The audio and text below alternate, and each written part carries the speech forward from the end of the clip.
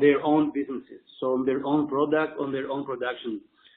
Okay. From which consideration? Yeah. From which season? From which season is that going to happen?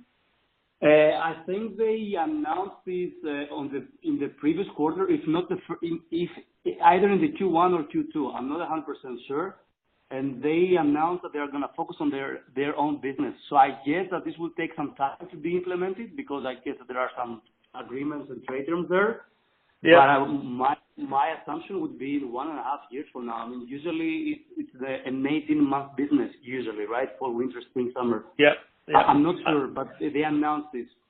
And I'd be interested to know where that's coming from, because I know Nike have said that if the big retailers won't work with them and merchandise in the way that they want to, then they're going to pull out of those retailers completely. So is Decathlon kicking out Nike, or is Nike saying goodbye to Decathlon? Because I don't know how much you know about the margins that people operate with Decathlon, but the margins are pretty small for the big players, because Decathlon, they're almost like a supermarket. You know, they drive the price down so far that the margin you end up making is very, very limited as a supplier. So I'm not sure that's a good thing or a bad thing for the big brands. I think it might be a good thing, actually.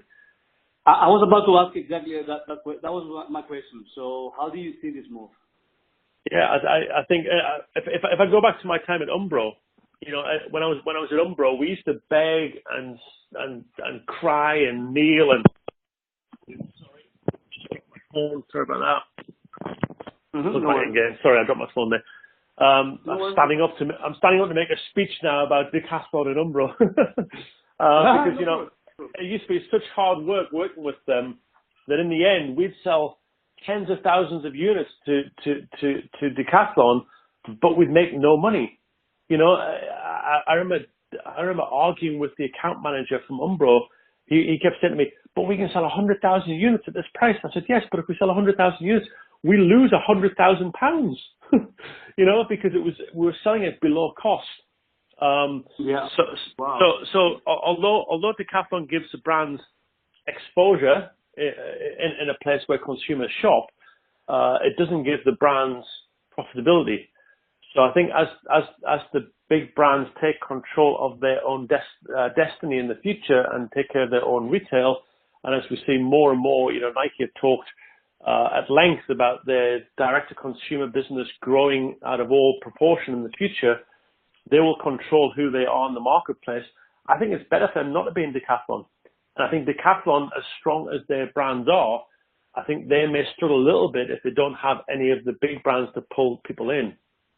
Because the big brands always use the big celebrity players to showcase the launch of their product. You know, if you're launching, so here's an interesting one. If you're launching AC Milan, or if you're launching Real Madrid or Barcelona, you have to have a swoosh or a trefoil or a Puma cap on your shirt, right?